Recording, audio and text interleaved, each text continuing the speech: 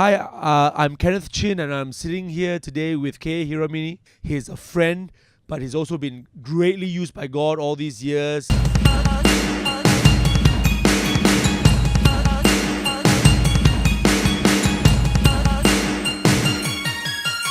first question I've asked him is to share with us some radical stories concerning his experience with how business and faith has been mixed and how he puts God first in his life.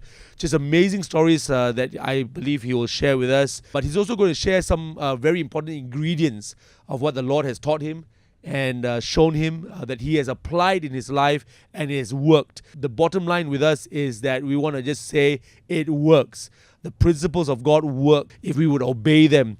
It really, really does work. So, Kay, you can ramble on, you can share with us, and I know it's just going to be a blessing. So my background, Kenneth, is very interesting in that I grew up in a Buddhist home.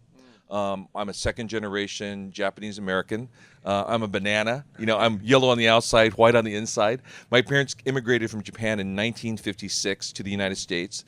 And they left the war, after the World War II, Japan was just devastated economically. So many Japanese immigrants left Japan to either go to Brazil or to the United States or Peru. I've actually met some in Brazil. Amazing, huh? Last trip, yeah. So Brazil actually has one of the largest Japanese communities outside of Japan.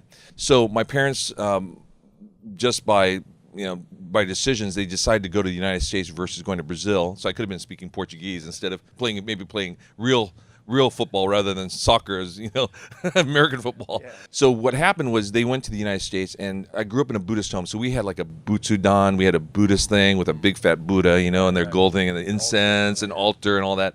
And we used to burn incense and pray 3 times a day. And when I was growing up, I just had a deep, deep longing that there's something more than just praying to ancestors. That when I prayed to Buddha, there was no one there. I didn't hear anybody answering. But when I started hearing more about what God is and who God was, that he actually is a living God that hears our prayers, answers our prayers, wants to interact in our lives, things start happening, because he's a living God. So anyway, I came to Christ. My father kicked me out of the house. In fact, one of my first businesses, I was 12 years old. Remember, Buddhist, okay? It's not about an Asian home. It's a shame culture. It's not a guilt culture. So it's not a right or wrong culture. It's if you lose face, right? If you lose face, that's the worst, right? Now, if it's right or wrong, it's okay, lah. You can kind of move through that. It's not real principle-based like the Bible, right? And being a follower of Jesus. So my first job, I was a very naughty boy, 12 years old, and this was California, of course, in the United States. And I tried marijuana for the first time. Okay. And I thought, hey, this, not bad, but I wasn't really excited about it. And my friend pulled out a bag about this much of marijuana. And I said, hey, what is that? He goes, it's a dime bag. I said, oh, it's 10 cents. He goes, no, okay, it's $10.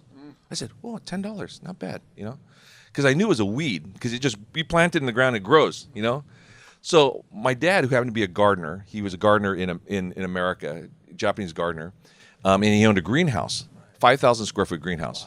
So I told my dad, this is my first job, okay? Typically, most first jobs are like a lemon stand in America or, selling cookies door to door or whatever. My job is, I told my dad, I said, Dad, I tried marijuana. Now, most parents would be like, oh my gosh, don't be doing that. But he was kind of like, well, what'd you think? I said, I didn't like it, But you know what? My friend showed me a $10 bag of marijuana. He goes, what? He goes, that's a weed that just grows in the ground. So easy. I said, yeah, that's right. I said, I think we can make money. And I'm 12 years old. So I told my dad, I said, why don't I rent the greenhouse from you? And why don't I grow marijuana? I'm 12 years old. So my dad and I, we cut a deal that he would take 10% if I grew marijuana. Well, my business grew. Literally. And I by the time I was 14 years old, I had not only 4,000 square feet in cultivation, I had 6 workers, Mexican workers. I remember I'm 14. You can start driving when you're 16 in America. So I had to hire Mexicans to make my deliveries, and I bought 2 trucks cash. So I was a businessman, Now, was it illegal? Yes, it was very illegal. Was it wrong? Yes, it was wrong. But in our family system, as a Buddhist, we were like, you know what? Just so you don't get caught, it's okay, lah. You're making money, it's good, get face, So what happened was I was starting to make so much money, and I was putting so much money in the bank. The president of the bank came to my father and said, "Hey, why does your son have over 150,000 US? He's only 14 years old. How, huh?" And my dad said to me, he goes, "Son," he goes, I'm going to need more money. Because if we get caught, I go to jail. You go to jail, but you get out in a few years because you're a juvenile, right? You're below 18. So he goes, "I want another 15 points. I want 25%. Now, I'm 14 years old. This is my dad. I said, "No way. You're trying to get 15% more out of your own son?" Now, remember, this is totally illegal stuff going on here. And I'm arguing with my dad about this. And he goes, "Yeah, I want 15%. And I'm going to charge you for water now." Because he was giving me water for free. I said, so I thought about it. I said, "You know what? No way." So the next day I burnt it all and I got rid of the business. Really? Yeah. Then I became a manager of a liquor store, which was another story. But through that whole time, I'm a 4.0 student. I'm a prefect at my school. I mean, everybody looks at me. I'm heading off to Stanford, for full scholarship. U.S. Naval Academy was courting me to come to the U.S. Navy Academy for a full scholarship. So I'm a 4.0. I'm a straight A student.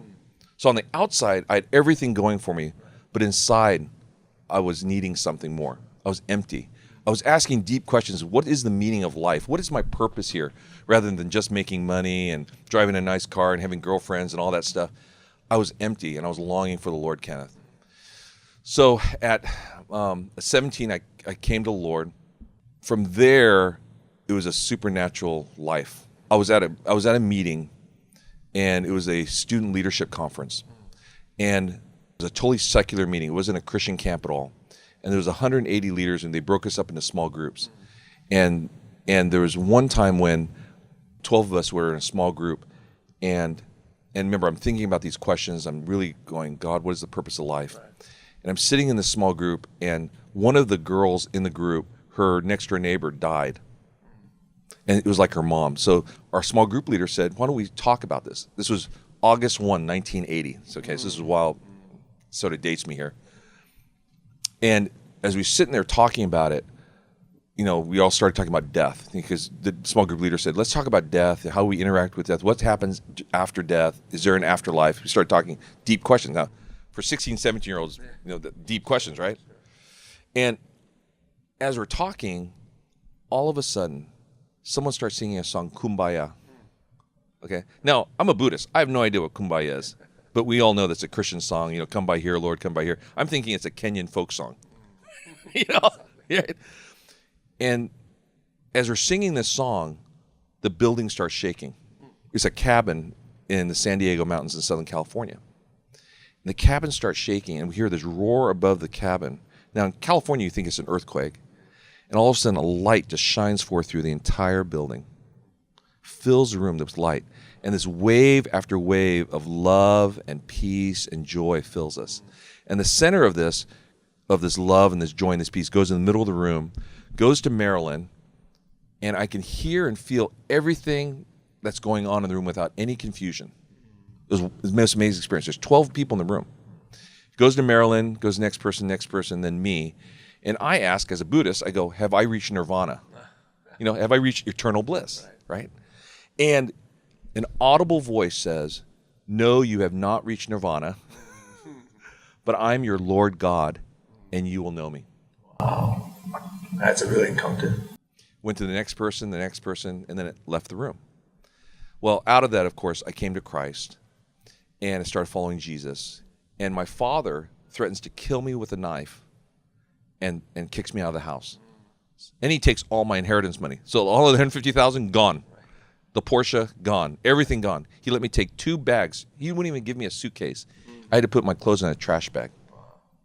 And he said, "You're going to hear from a lawyer. You're going to change your last name too." So as an Asian, as a Japanese guy, I was like, "Oh my gosh, I'm losing everything. My family identity, money, inheritance, security, even college education is probably in question now." And I had to go live with my youth pastor.